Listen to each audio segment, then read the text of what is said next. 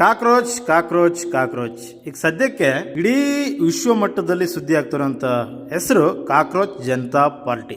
Social ಮೀಡಿಯಾದಲ್ಲಿ ನೋಡಿ, ಯಾವ ರೀಲ್ಸ್ಗಳಲ್ಲಿ ನೋಡಿ, ಎಲ್ಲೇ ನೋಡಿ ಕಾಕ್ರೋಚ್ ಜನತಾ ಪಾರ್ಟಿ. ಇದ್ರ ಬಗ್ಗೆ ನೋಡಿ, ಇದ್ರ ವಿಚಾರಗಳನ್ನ ನೋಡಿ, 5 ಪಾಯಿಂಟ್ಗಳನ್ನ ನೋಡಿ ನಂಗೆ ತುಂಬ ಖುಷಿ ಅನ್ನಿಸ್ತು.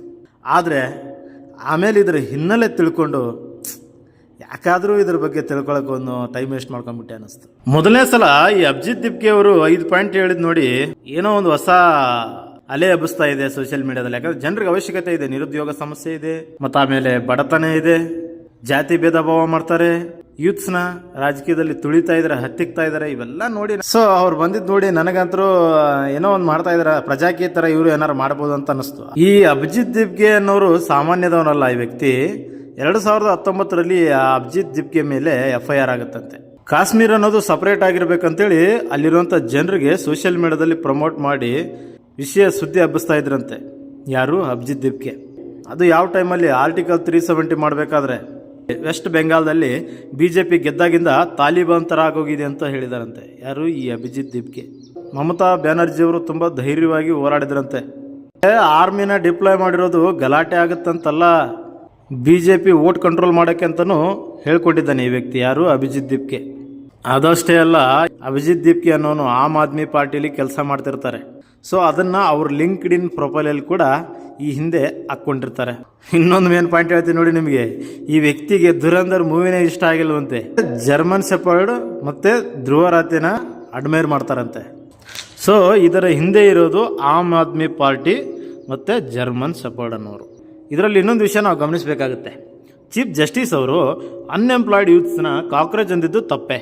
ಆದರೆ ಅವ್ರು ಅಂದಿರೋದು ನಿಜವಾದ ಯೂತ್ಸ್ಗೆ ಅಲ್ಲ, ಫೇಕ್ ಡಿಗ್ರಿಗಳನ್ನ ತಗೊಂಡು ಇಂಡಿಯಾ ಎಕಾನಮಿನ ಹಾಳು ಮಾಡ್ತಿರೋಂಥ ಕೆಲವೊಬ್ಬರಿಗೆ. ನಮ್ಮ ಯೂತ್ಸ್ನ, ನಮ್ಮ ಸರ್ಕಾರನ ನಡೆಸೋಕ್ಕೆ ಒಂದು ಪಾರ್ಟಿ ಬೇಕೇ ಬೇಕು, ಪ್ರಜಾಕೀಯತರ. ಆದರೆ ಅದೇ ಆಂಟಿ ನೇಷನ್ ಪಾರ್ಟಿ ಆಗಿರಬಾರ್ದು. ಸೊ ನಿಮ್ಗೆ ಅರ್ಥ ಆಗಿದೆ ಅಂದ್ಕೊಳ್ತೀನಿ. ನಾನು ರಾಜಕೀಯ ಮಾಡಲ್ಲ. ಇನ್ನೊಂದು ಮಾತು ಹೇಳೋಕೆ ಇಷ್ಟಪಡ್ತೀನಿ ನಿಮಗೆ. ಕಾಕ್ರೋಚ್ ಪಾರ್ಟಿಲಿ ಏನು ಇದಾವೆ ನೋಡಿ ಫಾಲೋವರ್ಸ್, ಅವರೆಲ್ಲ ಆಲ್ಮೋಸ್ಟ್ ಜರ್ಮನು, ಪಾಕಿಸ್ತಾನ, ಬೇರೆ ಬೇರೆ ಬೇರೆ ಕಂಟ್ರೀಸ್ ಅವರೇ. ಇಂಡಿಯಾದವ್ರಂತರೂ ಅಲ್ವೇ ಅಲ್ಲ ಅವೆಲ್ಲ ಫಾಲೋವರ್ಸ್. ಮತ್ತು ನಮ್ಮ ಇಂಡಿಯಾದವರಾದರೂ ಕೂಡ ಅವೆಲ್ಲ ರಿಯಲ್ ಫಾಲೋವರ್ಸು ಅಲ್ಲ, ಫೇಕ್ ಫಾಲೋವರ್ಸ್ ಇರ್ತವೆ.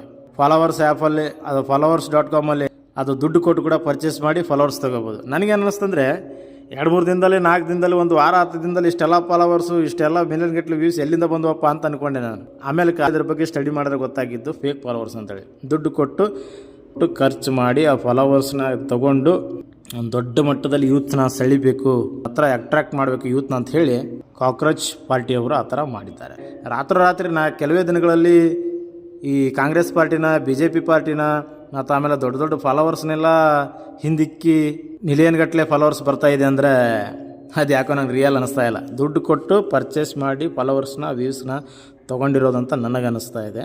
ಕಾಕ್ರೋಚ್ ಪಾರ್ಟಿನ ಕೇವಲ ಒಂದು ಎಂಟರ್ಟೈನ್ಮೆಂಟ್ಗಾಗಿ, ಮೇಮ್ಸ್ ಸಲುವಾಗಿ, ಸುಮ್ಮನೆ ಹಂಗೆ ಟೈಮ್ ಪಾಸ್ಗಾಗಿ ನೋಡೋದಿದ್ರೆ ನೋಡ್ಬೋದು.